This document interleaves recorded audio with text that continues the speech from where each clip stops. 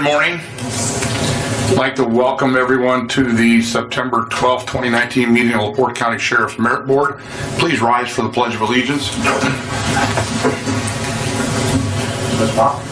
I pledge allegiance to the flag of the United States of America and to the republic for which it stands, one nation, under God, indivisible, with liberty and justice for all. Thank you.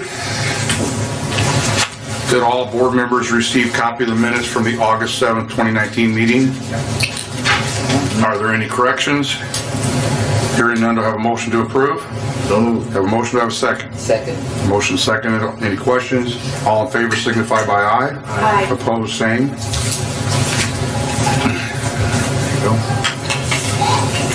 Good morning, Sheriff. Good morning. How are you today? Wonderful. How are you folks? Good. Good. It's nice to have you here today. Thank you for coming in. We ready to begin? I think we got everything covered. All right. Did I miss something? No, but we'll move quickly so we can move on to the executive session that's scheduled for immediately following this. You'll see the first item on the agenda is an update with our recruits that are in training. Deputies David Grimberg, Austin Howell, and Kaz Billings are currently in their 6th week of training in the Northwest Indiana Law Enforcement Academy in Hobart. All are doing very well, and they had their first major exam last week in report writing. Their graduation, as a reminder, is November 15th. I can't believe they're in their 6th week of training already. Deputy Austin Apple was transferred from the Merit Division from the jail as a result of our hiring process. He was transferred on September 3rd, and this previous Monday, September 9th, he attended pre-basic academy physical agility testing. He successfully completed the requirements and therefore will begin the Indiana Law Enforcement Academy, their basic recruit school, on Monday, September 16th.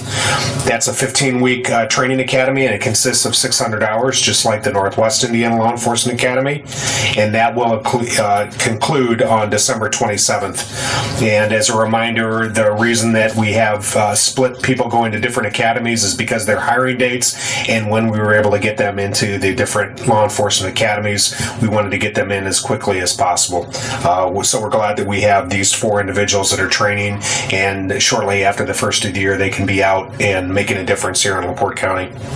As a result of that most recent hiring process, applicant Jacob Payne was placed 2nd on our merit hiring eligibility list, and he accepted the position in the jail, and he started on September 3rd, so he is now a member of the LaPorte County Sheriff's Office employed by us. Jail Deputy Benjamin Poynton was ranked 3rd on the eligibility hiring list, and he remains in his current position, of course, in the jail. The merit promotion process will begin on September 24th and 25th with the interviews conducted by the Merit Commission. The promotional classes will then take place on October 10th, 17th, and 24th. They're going to be facilitated again this year by Patrick Murray, who is the former director of the Northwest Indiana Law Enforcement Academy. The examination then will occur on November 8th from 1 p.m. until 3 p.m. The announcement for this promotional procedure and schedule was made on February 14th, so all of our deputies had adequate time to schedule their vacation and some of their work-related activities and other life events around this promotional process. One merit commissioner is going to be needed to help monitor the examination, so if you could talk amongst yourselves and just ensure that we have at least one merit commissioner at that testing, we would appreciate that. Of course, you're welcome to attend any and all of those promotional classes, and as a reminder, the promotional classes, our deputies can attend 1, 2, or all 3 of those. It will be the same class each time, but we encourage them to attend as much as they can so they can gain as much knowledge as possible. They're not required to attend all 3 because it's the same instruction that will take place at all of them. Sheriff, if I can, I'd like to take the opportunity to thank Major for his taking care of all the scheduling for the interviews with the Merit Board on the 24th and 25th. I got with him one day and we got it all taken care of and all set up. So thank you, Major, for your My pleasure. Getting that done. he has done a nice job, as he always does. We appreciate it, Major. We continue to monitor our calls for service at Franciscan Hospital, Michigan City, and for the month of August, we responded to 8 calls for service at the hospital, which was 5 less than the previous month. So again, as we've reported all year long since they've gone to the new campus, it doesn't seem to be an inordinate amount of calls that we're answering at that new facility. Our calls for service for the department, though, have increased 20% from July to August. We answered 3,459 calls for service last month. In addition, our traffic enforcement efforts increased 36.5% from July to August. In August, we issued 1,684 citations and written warnings. So as you can see, we are very, very busy. In addition, we conducted 76 individual school visits. As you know, the month of August, we had our students return to the schools. They returned on or about the mid part of the month of August. So when you consider that they were less than 15 school days the month of August, we had a very, very high visibility in our schools. We also have had very positive feedback from school administrators, faculties, students, and parents about our strong presence. There are 14 schools in the rural area of the county that the Sheriff's Office is the primary law enforcement provider, and we're acutely aware of that, and we have substantially increased our visibility in and around those schools, also around their sporting event venues as well. We're now into the homecoming season, and we're increasing our presence around the schools during these events, which include class competitions, bonfires, homecoming parades, homecoming dances, and football games. As a matter of fact, this is homecoming week for New Prairie High School. They had their homecoming parade last night in Rolling Prairie, and they also had their class games last night at the high school football field. That went very, very well. That was monitored by Deputy Paul Adams, our school resource officer out there, who was out there as well. He just does a fantastic job. We're lucky to have him in that assignment, and I know the school certainly agrees with that as well. We're also in the midst of a public awareness campaign. We're making radio and school appearances, educating students, parents, and families about good decision-making during this season. Captain Allen has charted and graphed all the LaPorte County High School proms, and he's provided a schedule to our patrol deputies, and he's working closely with our school resource officers as well. And like prom season, our goal for homecoming is that we'll have no motor vehicle crashes involving high school students during these festivities, and no drug or alcohol-related incidents. And we're working very, very closely with the schools. We've got a great partnership with them to get this message out. It's not just us. It is a community-wide effort, and we want to make sure that our kids remember this season and their homecoming for positive memories and not tragedies. One of our merit deputies, who's a member of the Indiana National Guard, has received orders for deployment, and he's going to be leaving on his 400-day assignment in the Middle East. He leaves actually this morning. Another merit deputy, who's a United States Army reservist, has notified us that he's been alerted about a potential activation November 11th through the 25th, and this would be his second such 2-week activation this year. We wish them both the best of luck, and we pray for their safety and thank them for their service. And for safety and security reasons, we're not publicly releasing their names, but we'll do so in our executive session. Detective Gabe Struess, a member of the United States Air Force Reserve, recently returned from a 10-month deployment to the Middle East. We're very pleased that he's returned home safely, and since his return to work, he's been very productive and enthusiastic about his assignment in the Detective Bureau. Military commitments have been taxing to our department, as they are to a number of area police departments, and have created manpower shortages for us. We continue to support and pray for our reservists and guardsmen, and we pray for their safety and well-being, as well as the safety and well-being of their families as well. And we're keeping a very close eye on their families so that our reservists and guardsmen have one less thing to worry about. I know with at least one of our guardsmen who has a very young family, we have his fellow coworkers have already worked out a shift. They're going to be going in and mowing grass, raking leaves, and taking care of snow removal this winter if need be, so he doesn't have to worry about that, and his spouse doesn't have to worry about that with very young children at home. So it really it is taxing on our department as well. As previously reported, Great Lakes Grand Prix took place on August 3rd and 4th, and the United States Coast Guard requested our Marine Patrol unit to assist them during the races on Lake Michigan.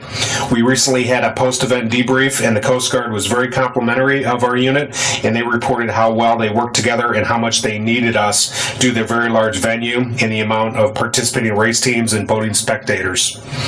They've already indicated that they'll be eliciting their help for the next year's races and water events, and I'm really pleased that all the overtime that was accrued by the department was paid by the state of Indiana and the Department of Natural Resources, a grant that we receive that Sergeant John Berger writes each and every year, and it really helps to offset that cost. And I also want to point out that during this debrief, how complimentary the Coast Guard was. I've already talked to Sergeant Berger about how complimentary they were of he and his unit, and how they said it would have been very difficult for them to manage this venue without our help. So we're really pleased that we were able to help out in that aspect. But not only that, Sergeant Berger and his Marine unit were wearing a couple of hats because they're also certified scuba members, and so we actually had our scuba truck up there, and they had their gear.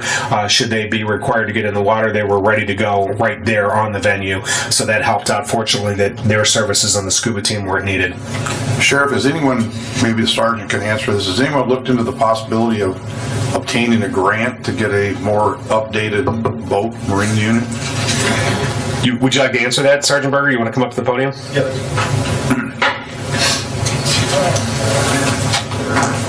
So there is a grant. It's a FEMA grant through Port Authority, Port Security Grant. DNR has alluded to assisting me with the process of filing for that grant. Unfortunately, we missed it for this fiscal year, but we anticipate being able to do that. Thank you for your efforts. Absolutely. I think I've alluded to the fact that we've got a 21-foot Boston whaler, and it is rather small to be out on Lake Michigan. Had it been choppy that day, they wouldn't have been able to go out. So we do need a bit of a larger boat to help with enforcement efforts out on Lake Michigan.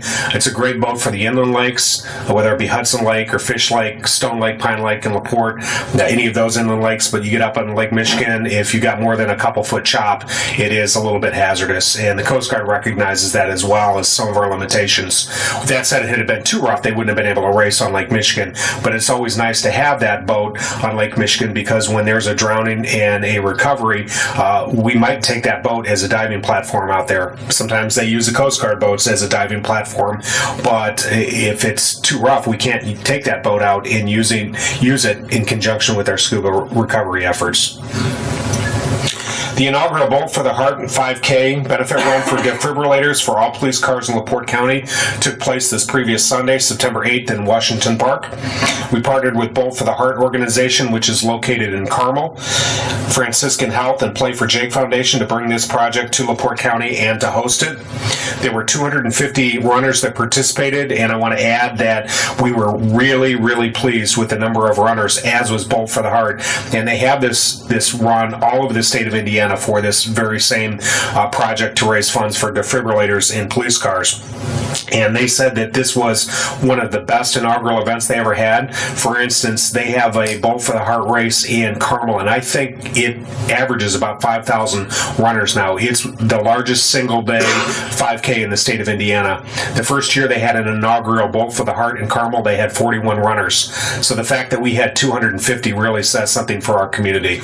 It was really nice to see so many runners, so many participants, and so many volunteers that were out there to help support this project. We alone, our department, had 15 participants in the run and walk, but besides Franciscan Health, I think we had the largest single contingent of an organization who was represented by runners or participants. And just prior to the race, we were presented with a new automated external defibrillator and a check for $1,500 from the staff physicians of Franciscan Health. With that said, the check for $1,500 was actually made out for Bolt for the Heart, but as you'll remember, as I've reported before, all the money that is raised in LaPorte County stays in LaPorte County, so it won't go to other communities, it won't go down to Carmel, so that check will be turned over to Bolt for the Heart. And I've actually brought the AED that we were presented that morning, and as a reminder, our goal is to equip 150 police cars throughout the county with these AEDs. So once I show this to you, I'm going to give it to Captain Allen, and we'll get this out and we'll get it assigned to one of our deputies out on the road. But this is the very first one that we realized from Bolt for the Heart as a result of this race. So as you can see, this is the AED that we have, and we hope that it has many uses.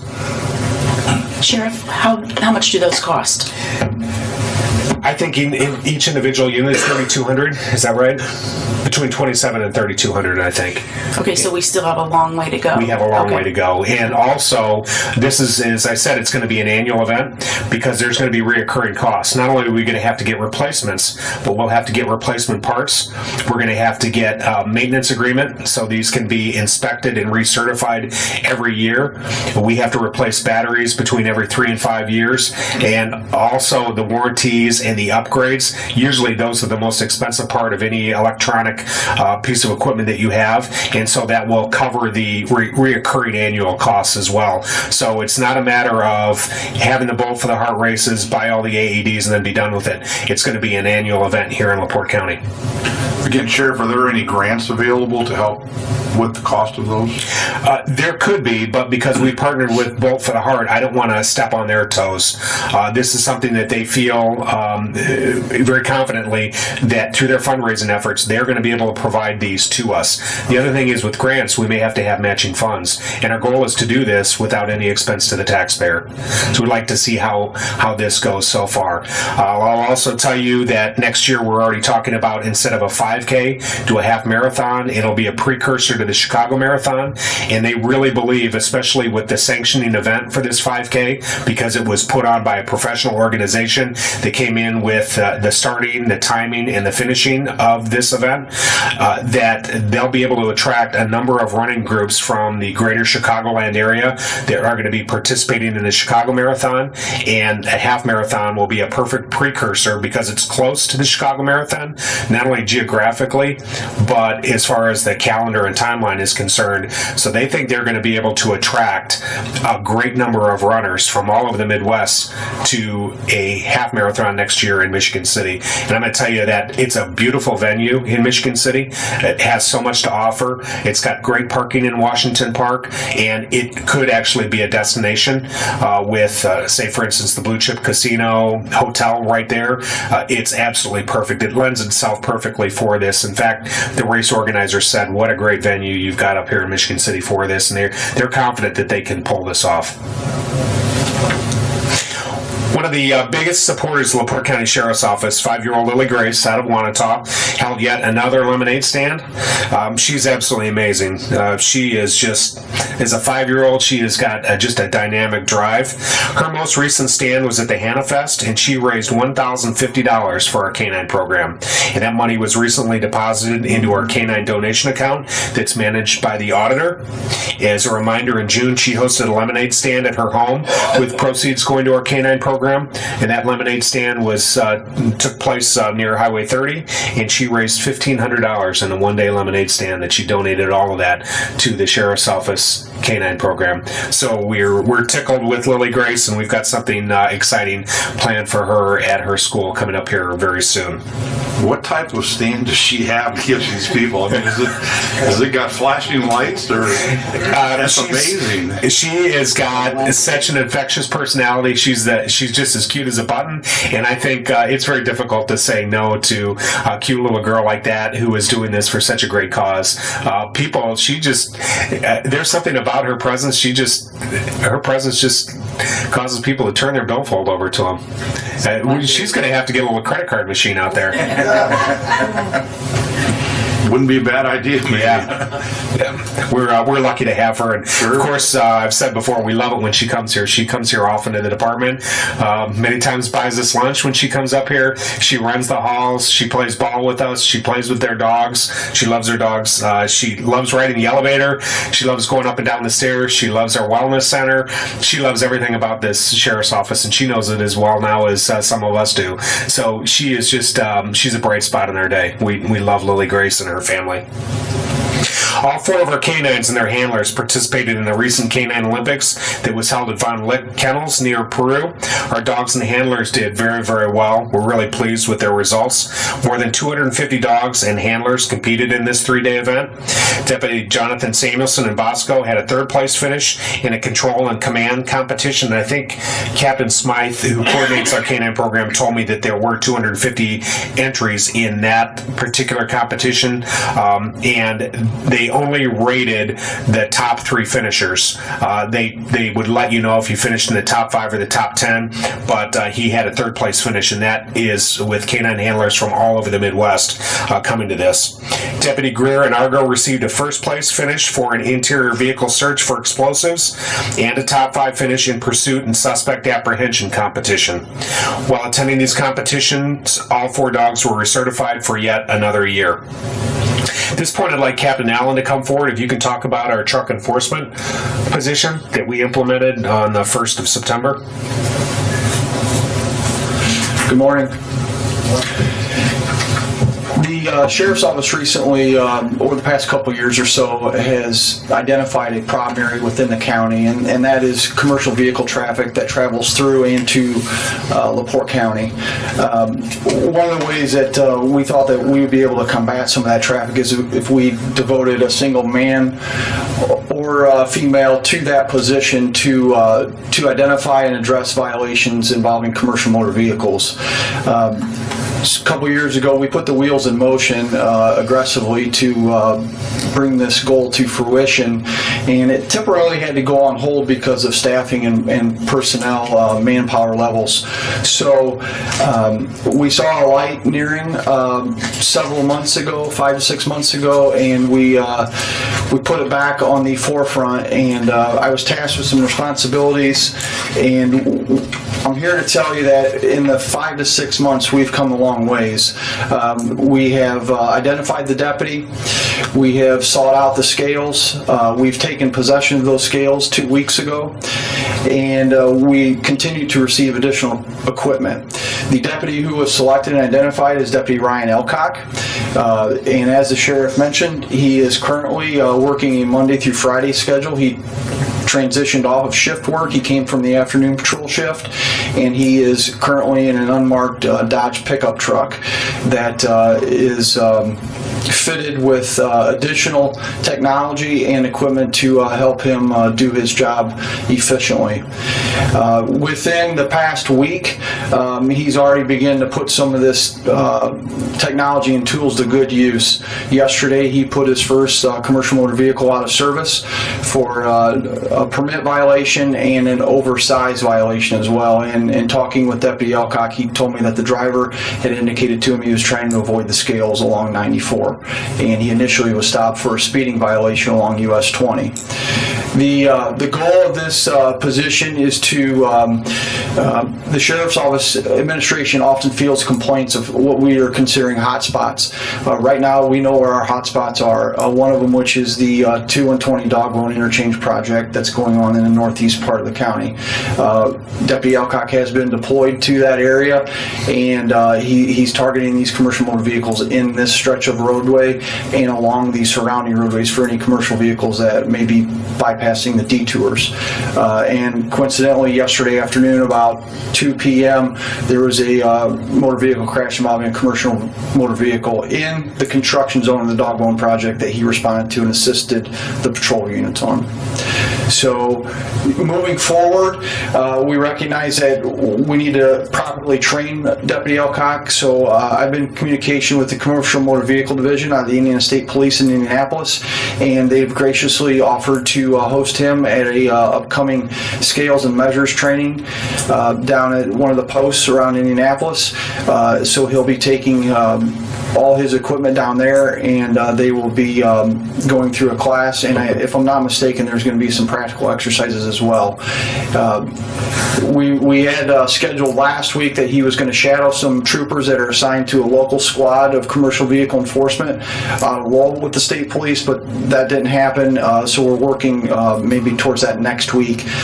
We want to make sure that he's comfortable in the position and receives the necessary training that he needs to perform this position to our expectation levels. Is there some certification requirements for that then, particular position? The DOT, does he need to have some kind of certified annually? Well, that's a complex question, and to if I could summarize it and answer it, he will be certified to enforce county ordinance violations, which we're looking to maybe revamp and rewrite the county ordinances involving commercial motor vehicles. But he's really going to target Indiana code violations strictly of commercial motor vehicle traffic. The federal side of it, the state police only trains troopers or their commercial motor vehicle enforcement personnel to handle federal violations for certain level inspections. So we will not get into that area at all then? On a federal level for inspections, no, we will not. I see. Captain Allen? Yes, ma'am. So you mentioned that one of his stops, they put the vehicle out of commission. So how long is that for? How do you monitor? Yeah, it's deemed being out of service, Okay. Which is the driver is required to remain there or contact his company until they can obtain the proper permitting, or they're going to maybe offload the rig that they had and then get the proper signage on the trailer. It's one of those things that he's going to remain in those areas where he puts that truck out of service. It was at one of the local truck stops along US 20. Okay. So when he continues to drive up and down 20, targeting these other drivers, he can quickly glance over and see that this driver is remaining where he's supposed to be at. And is the company fined? Well, the driver receives a citation. Okay. So, and then the driver obviously would be penalized through the state of Indiana for his CDL status. Okay. Kind of a spin-off to that, when we talk about the county ordinance, there's a good strong possibility that included in the county ordinance, there's going to be some terminology that's strictly for overweight violations up to a certain fine amount. We don't really know at this time whether it's going to indicate if it's the company or the driver who is going to be penalized. Okay. That'll have to be determined in conjunction with some of the meetings with the county attorney's office. Okay. Thank you. Captain and Sheriff, I know this has been a project that's been long overdue, I guess, just because of staffing issues to get that person on board. And I think that the citizens of LaPorte, maybe I'll just throw this out, see if it could be done, is to do a video on it as far as what's going on and see if Alco would televise it. And I think this is something that would really be of grave interest, especially to the people on these major highway corridors, to see that, there is a presence up there now, and I think it would be well received by the public if something like that could be done. We actually have some plans in place that we're going to maybe publicize if the new ordinance is drafted and approved. We want to publicize that ordinance along with highlighting Deputy Elcock in this position. Good. Absolutely. Good. Thank you. Yep.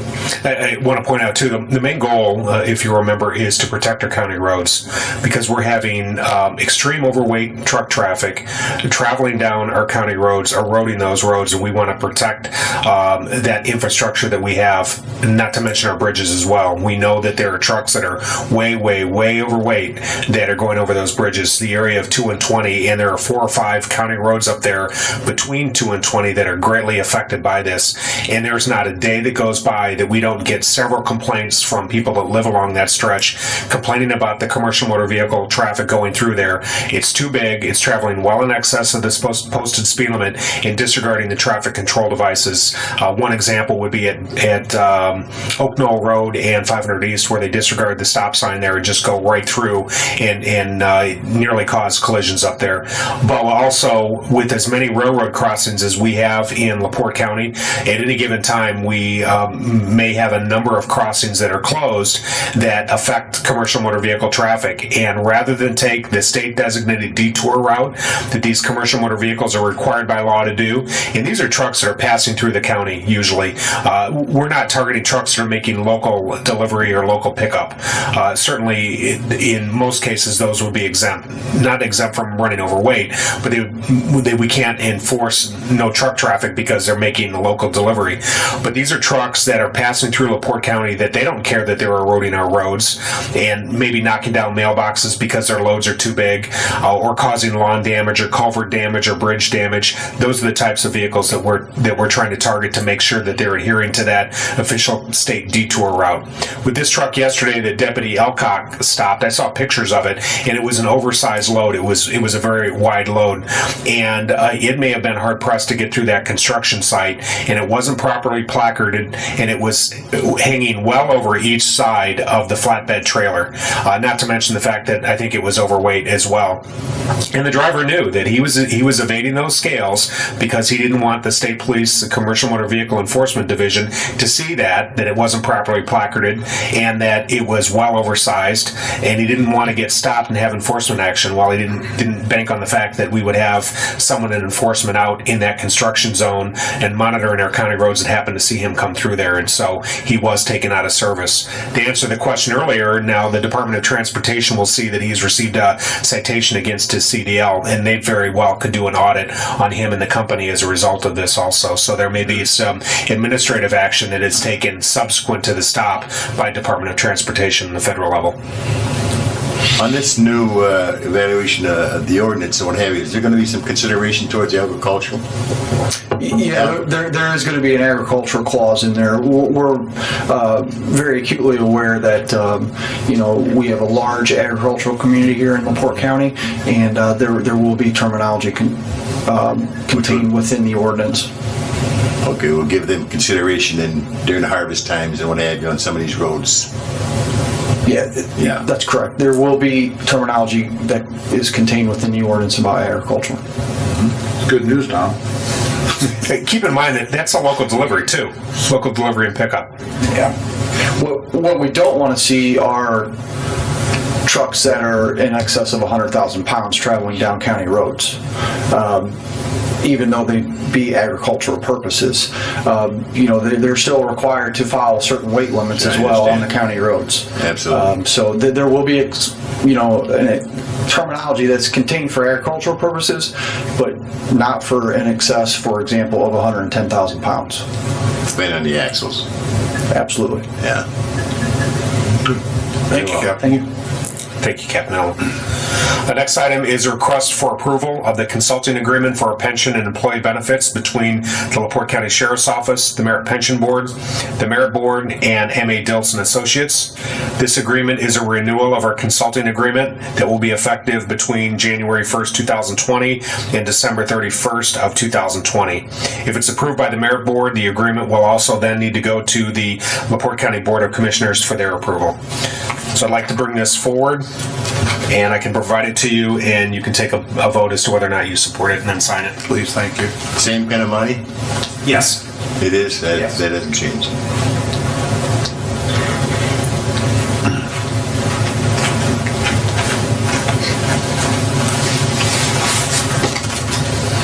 So the contract itself pretty much consists of the same as it was? It's exactly the same with just the dates changed. It's in answer to your question, Mr. Klug, it's $18,000 is what we pay for that's what it was DILTs. last time. We've been working with DILTs for many years, I guess. They came on board with us with the inception of the pension board, which was started by Sheriff Mullenauer. And I tell you, Dilson Associates do a phenomenal job of keeping our investment people in check to make sure they're complying with what we want to do and protecting that money that's in the retirement fund for the men and women of this department. So, do I have a motion to approve this for signature? So moved. A motion to have a second. Second. Motion second. Any questions? All in favor signify by aye. Aye. Opposed, same.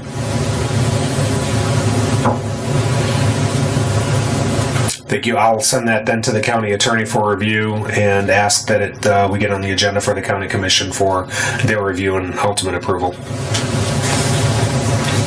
Did they have the final approval on that, John? I'm sorry? The county commissioners had the final approval on that? Well, I don't want to say it's the final approval, but they have to give approval. They have to approve all contracts Yes. by the county.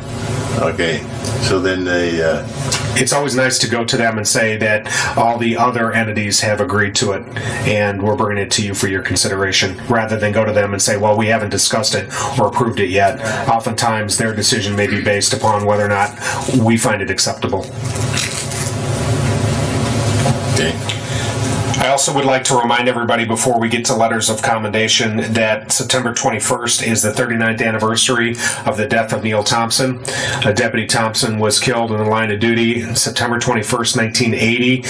This year, the anniversary falls on a Saturday morning, and next year, which will be the 40th anniversary, we have a number of things planned for that.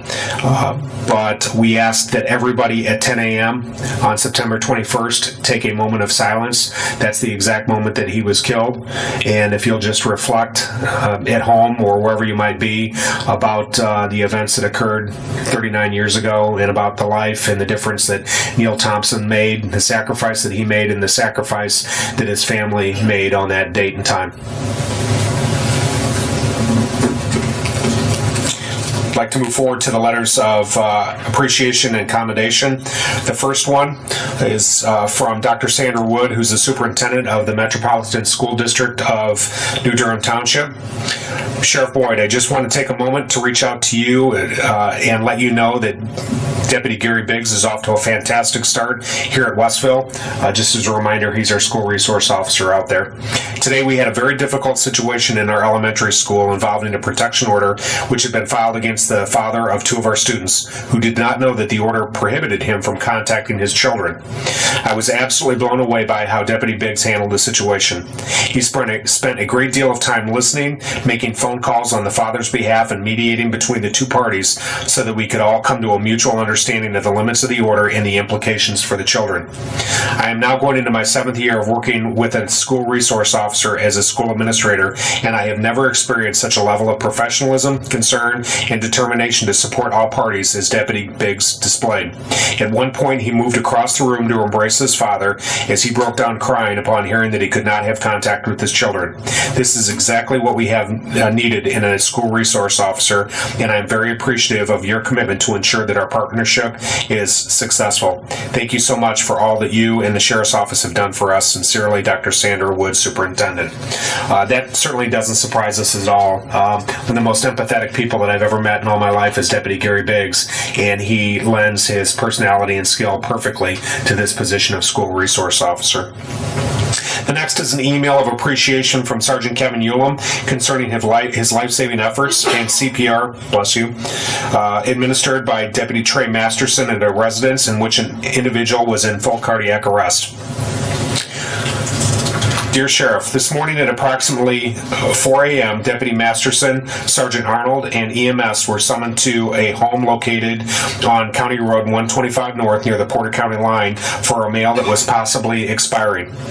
Deputy Masterson arrived within 10 minutes and immediately began CPR and was relieved by EMS and volunteer firemen when they arrived. The patient was transported to Franciscan Health, and Deputy Masterson transported the patient's wife to the hospital as well. Upon arrival, the patient had a pulse as it had been restored, and he was being treated by medical personnel. I should thank the Deputy Masterson's quick response and decisive action contributed in large measure to at least getting the patient to the hospital with the pulse and having a fighting chance to recover. I strongly recommend Deputy Masterson be officially commended for his action on this date. It is an honor and privilege to serve with him. Sincerely, Sergeant Kevin Ulam. I absolutely echo those thoughts. In fact, I sent an email to Deputy Masterson when I heard this, and I'd like to read it to you. Deputy Masterson, Sergeant Kevin Ulam made us aware of your life-saving action that you took this morning at a home on County Road 125 North, in which you initiated CPR and revived an individual who was about to expire. Thank you for your actions. There's no greater action that you can take in your career as a law enforcement officer than that of saving the life of another person, and you have done so. I'm very proud of you and pleased to know that your immediate assessment of the situation and you immediately began without hesitation to initiate cardiopulmonary resuscitation. Your actions have permanently and positively altered the lives of this family, and we are grateful for you for your quick and professional actions. This email was authored by Sergeant Ulam and will be read at the next LaPorte County Sheriff's Merit Commission meeting and placed in your permanent personnel file. In addition, your actions qualify you for receipt of the department's life-saving awards. Congratulations on a job well done. The next is a letter of commendation from Captain Andy Heineck regarding the actions of Sergeant James Arnold and Deputy Keith Waltz during a recent apartment fire in which a number of elderly and disabled adults were evacuated. Sheriff Boyd and the Merit Commission. In the early morning hours of Wednesday, August 28, 2019, the LaPorte County Emergency Dispatch Center advised us that the LaPorte Police Department and Fire Department were responding to a structure fire at Cambridge Square Apartments in their city and that multiple apartments were occupied. They advised that they believed those agencies would need the assistance of the Sheriff's Office. I arrived a short time later and observed the LaPorte officers assisting subjects out of their apartments. I realized that the approximately 30 residents who were elderly and were disabled were left to stand on the sidewalk outside. I requested Sergeant James Arnold and Deputy Keith Waltz to respond and assist in relocating these folks, and within short order they both arrived and immediately began physically escorting these residents across the property into a warm and secure area in another building. Although some would consider this part of the job, I must recognize the compassion and patience that Sergeant Arnold and Deputy Waltz displayed. Both of them had smiles on their faces as they escorted person after person to the most hospitable environment in which had to have been an otherwise scary, dark, and smoky situation for these residents. In a time when community policing is ever so important, I thank you for allowing me to recognize two of our deputies displaying the care and compassion of the most vulnerable residents in our community. Respectfully, Captain Andy Heineck, Midnight Shift Commander. This is a great feel-good story, and I'm really proud of our deputies for responding. They could have said, well, that's in the city of LaPorte, we have things that we need to do. They recognized that there were others that were in need of help, and they responded, and their positive attitudes no doubt helped to calm those citizens. I can't imagine what it would be like to be displaced by a fire like that in the middle of the night and be dazed and confused. The next is a letter of commendation from Captain Andy Heineck recognizing the actions of Deputy Andrew Hahn and his canine partner Maiko, which both recently tracked and successfully located a missing Alzheimer's patient. Sheriff Boyd and the Merit Commission on approximately 5 a.m. on Wednesday, August 28th. And what I want to point out is you'll notice that this event occurred on the same date and within hours of the previous event that I just read to you, so you can see how busy our deputies are. Our shift responded to a missing Alzheimer's patient who wandered away from his home between 1:30 a.m. and 4 a.m. in the 2400 North block of County Road 525 West. Responding deputies arrived and gathered what limited information was available, as did Canine Deputy Hahn and his partner Maiko. The victim had quite a bit of a head start on us, and on top of it, it was dark and it was a heavily wooded area. Deputy Hahn and Maiko performed a grid search of the area, and within 10 minutes and nearly 1/4 of a mile away, Deputy Hahn advised that he had located the male victim standing in the random yard. Deputy Hahn and Maiko are to be commended for their work and reunited the victim and his family before the outcome could have been tragic. This is yet another example of the testament of the value of our canine partners, as without Maiko using his keen scent ability, I would believe that we may not have located this subject prior to daylight, and that could have been all the difference in the world with a different outcome. Respectfully, Captain Andy Heineck, Midnight Shift Commander. Again, this is a testament to our canine program. It does much more than just get criminals off the street and detect guns and drugs, but there's little question in my mind it potentially saved a life that night. It was 59 degrees when this gentleman wandered away from home. Hypothermia could have set in, and it's nice to have this asset that we know that can track, didn't apprehend, but tracked, and it successfully led to the discovery of this gentleman who was reunited with his family without any medical issues. I also want to point out just how busy our department is, and you can see they're all commended in these 4 different letters of appreciation or commendation about the positive attitudes and demeanor that our deputies have. I reported to you the number of calls for service that we have. We are really, really busy. Sheriff Mullenauer is here right now, and obviously you were on the department a lot longer than I was, but I remember back in the early 1990s when we had 1,000 calls for service in a month, we were really busy. Now we're at 3,400 calls for service a month, and we are really, really busy. We're really taxed. And our deputies go out every day with a positive attitude. The volunteerism within our department is second to none. At any given day, there's an event going on somewhere in LaPorte County, and our deputies are there volunteering their time because they want to give back to the community in which they live, in which they work, and they want to make a positive difference. I couldn't be more proud of the state of the Sheriff's Office right now and how positive we are and the positive differences that we're making in our communities that we serve. As a reminder, our next Merit Commission meeting is Wednesday, October 9th at 1 o'clock, and the executive session is to immediately follow this meeting in the conference room of the Sheriff's Office. Thank you, Sheriff. Did you have a question? Yeah, I have one question, Sheriff. In regard to the calls, the number of calls, are any of these calls like some that could have been routed somewhere else to another service? I mean, are these all legitimate calls? But you asked several different questions. Legitimate calls, sometimes we get to the scene of a call to a complainant's home and realize that it may not be legitimate to us, but it is to them oftentimes. Right. But we're increasingly being called upon to take care of problems of society that years ago we wouldn't dream of calling the police to resolve those issues.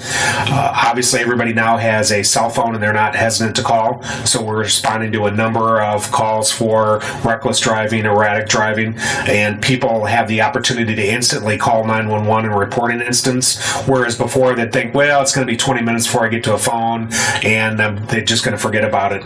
So they're not as hesitant as they once were to call us. It's been great because we've been able to make a number of apprehensions and potentially save lives because we were able to get to the scene quicker. Yeah, we're taking calls for other agencies because other agencies aren't working 24 hours a day like we are. With that being said, many of those are smaller agencies. Like animal control, we take a lot of complaints for animal control. They can't possibly work 24 hours a day. We're out there. And so when there's a barking dog complaint at 2:30 in the morning, that's a quality of life issue for the person that's calling us. We can't expect animal control to come out for that barking dog. We may be in the area anyway, so we have to go to that complaint. Even though that might be a complaint between 8 and 4 that would be handled by animal control, they're not working at that time, so we respond, and that's one of our calls for service. Maybe that the Kingsford Heights Police Department at 2 o'clock in the morning doesn't have anybody working and there's a domestic disturbance happening at a home. We can't just not go and say, well, call the Kingsford Heights Police Department tomorrow. We have to respond to that. And those officers for those departments deserve to be able to have a vacation or time off as well. But very few agencies cover for us, and it seems more and more we cover for them. It's what's expected of us, yet we realize that's our job and we do it with a smile on our face. If we administratively feel we're being taken advantage of, we try to address those situations. And there are some calls for service that we realize that might not need an immediate response for us, and there's more of an appropriate agency that can handle that for them.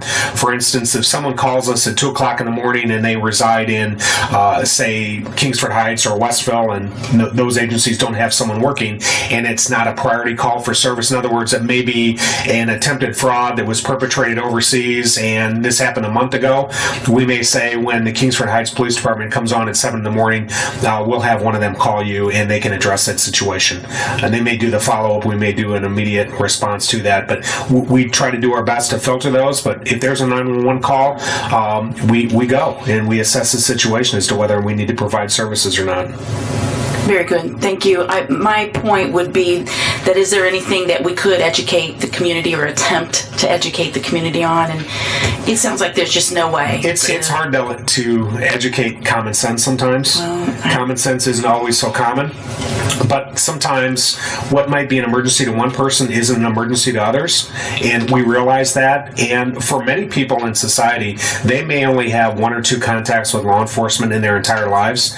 And when they call, they expect that they're going to get service, and we try to provide that service to them. Very good. Well, you're commended for that and for that approach and for that attitude. And with that said, everything that I continue to read and see with the department, you know, all of the men and women are my personal heroes. I mean, it is amazing what you do. I wish that everybody could see a little more behind the scenes, and I realize I don't even see everything that goes on. And with that, as busy as you are, as many calls as you are, for sergeants and captains to take the time to write these letters is to be commended. To take the time, number one, and as well written as they are, that is something that strikes me. I don't know, just they're very professionally written, and so all the way around, I am very impressed with the whole department. Continue to be impressed with the whole department. Thank you. I just want to echo to that as well, Sheriff, if I can, is that, this is nothing new to the Sheriff's Department. And when you look at people throughout the United States, the way they push back from law enforcement because they don't trust them, or they don't want them meddling in their stuff, or they don't know what's going to happen, I think that particularly the Sheriff's Department has been well versed on, the way they approach situations, the compassion that they show, and I think people just feel comfortable calling your department to make sure that comfort level, it's there and they trust them, which is, I think, in my opinion, that's awesome that happens.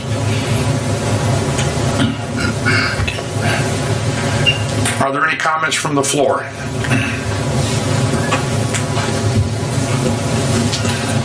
Dennis Matheny, 6757 West 450 North, Michigan City.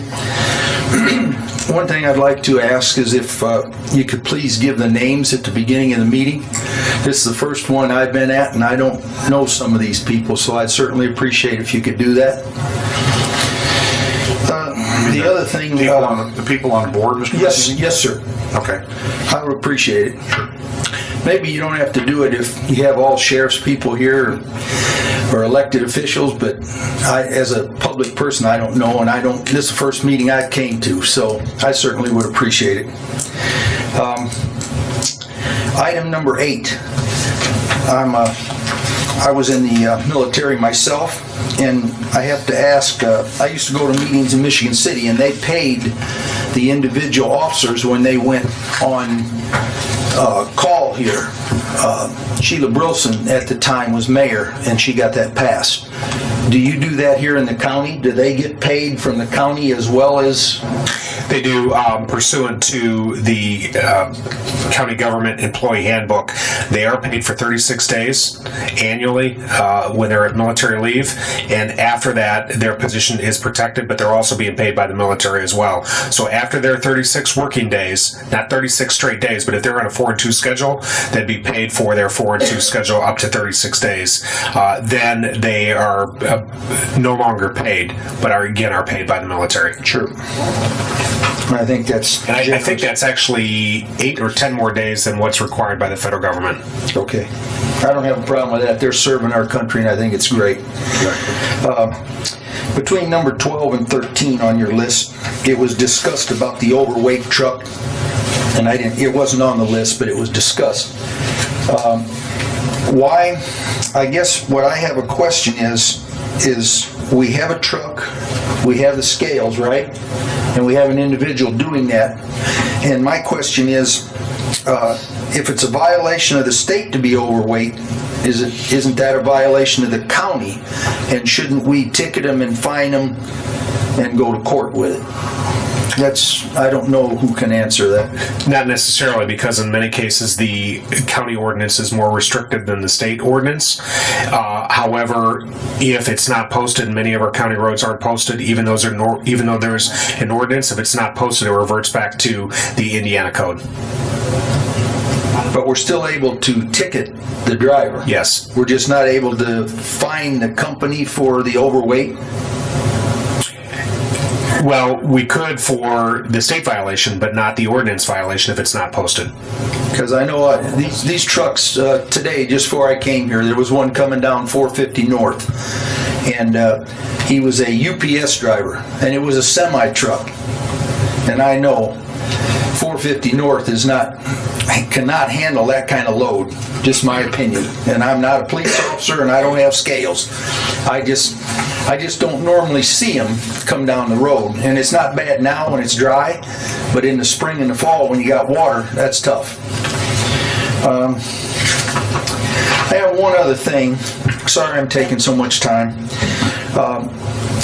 I remember years ago there was a lawsuit that I had heard about in regards to Jimmy Arnold, the past sheriff. in regards to a pension violation. And I would certainly like to have a copy of that lawsuit. And I know it was settled out of court, but I'd certainly like to get that under Indiana Code 5-14-3. That's access to public records. And I'd also like to get a copy of the check that was paid back to the pension board. So I don't know who to talk to about that, but I would certainly like to get that information. If you want it in writing, I'll be more than happy to put it in writing. But a verbal is supposed to be good enough to request that. If you don't mind, Mr. Matheny, I'd like to have that in writing, the request, specifically for whatever it is you're asking for. And addressed to who? Just address it to myself, I think would be sufficient, since it was a merit board issue. As a merit board president? Merit board president, yes, okay. sir. All right. Thank you very much for your time. By the way, it's Mr. Ed Kluge, okay. Miss Louise Mock, Okay. Tom Wheatbrook, Laura Francisconi, and I'm Jim Kimmel. Thank you very much. You have a good day. Thank you. Any other comments from the floor? Comments from the floor? Hearing none, comments from the board. Mr. Kluge? Yes, on our canine officers, they get their certification annually. Yes. Now that's for the animals. Yes. Also include the Yes. handlers. Deputy Samuelson, it's just the dogs that are recertified, correct? Not the handler. Essentially, it's the handler and the dog work with. It's a partnership. Yeah, you still have to pass. And we're doing that annually at Van Lyck's kennel in Peru. This is the first year we did it at Barn Lake. Last year we did it through DLE here. I can't remember, through South Bend FOP. Is that recognized by the state? I assume it is, yes. Yes, sir. Okay. Very well. Ms. Mock? Mr. Wheatbrook? What does recertification of a canine, Microphone. what does it contain? Can you come up to the podium?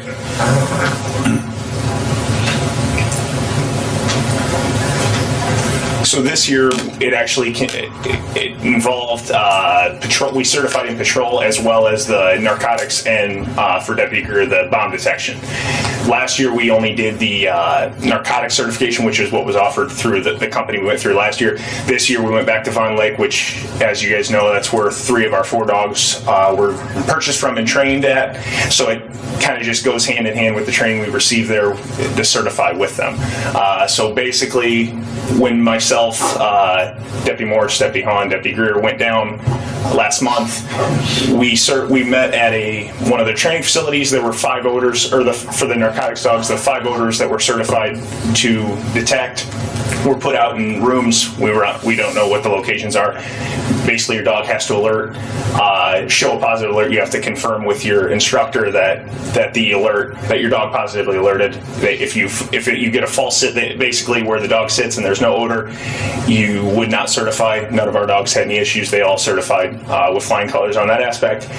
After that, we immediately went out and did our patrol certification, which is a series of a sequence, as they call it, where it's a meet and greet. You'll walk up with your dog in the heel position. You'll have a decoy or another officer in a suit or bite sleeve, in this case it was. You've got to shake hands with them, talk to them without your dog obviously biting him, to prove that your dog is controlled, so that way if you're out in the public, your dog's not going to just maul a citizen that wants to come up and just have a conversation. After that, you bring your dog back approximately 15 to 20 yards.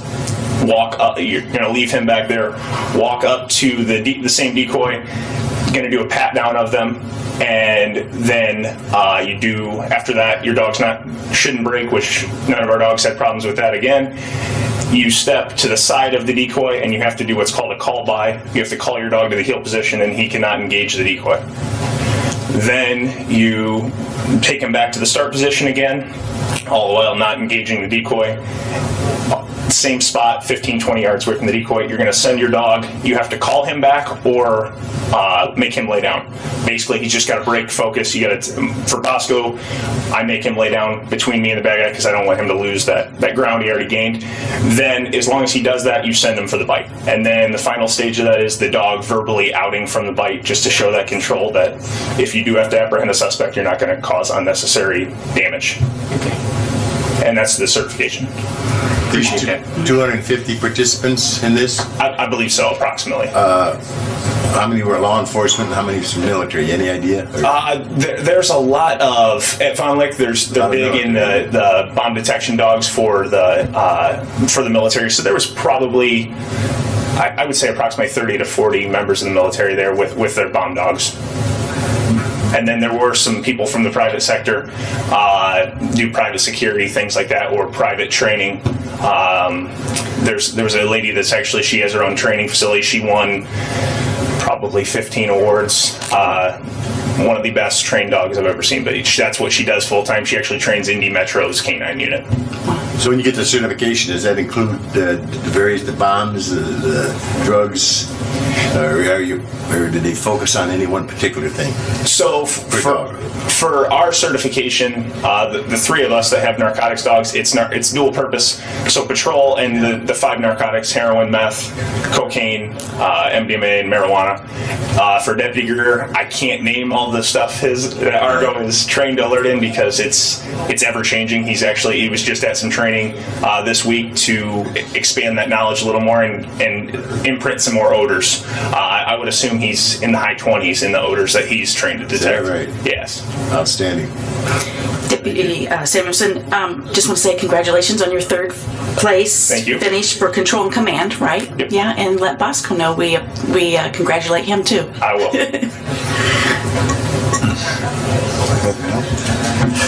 Actually, these all the dogs themselves are considered legally an officer of the law. Yes. Is that right? Oh yeah. Yeah. And they have a badge and they got everything. They just don't raise their right paw when they take the oath. Yep. I have nothing for a change, so does anybody have anything else they want to cover? Hearing none, do I have a motion to adjourn? So moved. Have a motion to have a second. Second. All in favor? Aye. Meeting adjourned at 10 a.m. Thank you.